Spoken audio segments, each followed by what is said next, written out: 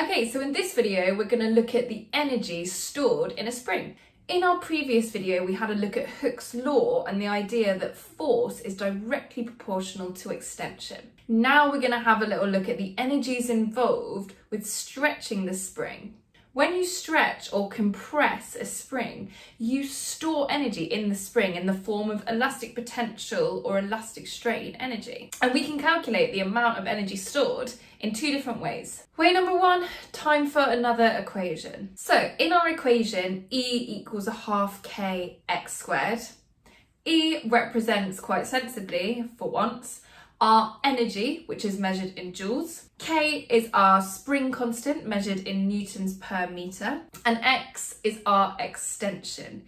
And in our equation, we have to square that extension.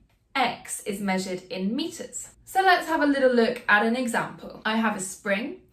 It has a spring constant of 10 newtons per metre. And I want to know what is the energy stored in the spring when it is stretched from 22 centimetres to 24 centimetres. Okay, so look in our equation, we have got E is equal to 1/2 multiplied by K, which was 10, multiplied by X squared. In this example, my extension is the final length 24 minus the original length 22 is 2 centimetres. But I need to make sure I've got it in metres. So I have to convert it and I get 0.02 metres. So I put 0.02 squared into my equation. Shove it all in your calculator and you should get an answer of 0.002 joules. Okay, what if this time, instead of trying to work out the energy, we are trying to work out the extension of our spring? Let's imagine I got a new spring. This one has got a larger spring constant of 24 newtons per metre.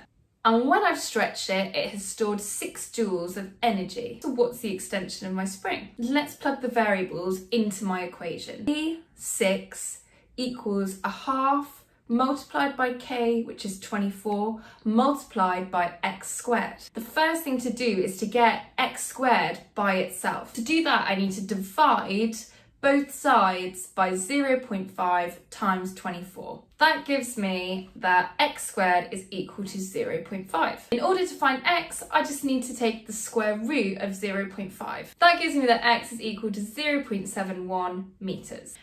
Okay, time to look at method number 2. And that is using a force extension graph. One that looks a bit like this. Calculate the energy stored when this particular spring is extended by 0.4 metres. In order to do this, you need to know the following. Energy stored in your spring is equal to the area under your graph. So what I'm trying to do is I'm trying to calculate this area that I've shaded in here. I can see that that area is a triangle with a height of 4 and a base of 0.4. Calculate the area of my triangle, I need to do 1/2 multiplied by the base multiplied by the height. I've got to do 1/2 multiplied by 0.4 multiplied by 4, and that gives me 0.8 joules. So there you go, 2 different methods to calculate the work done in stretching or compressing a spring. Thanks for watching. Please do click on the notes in the description below.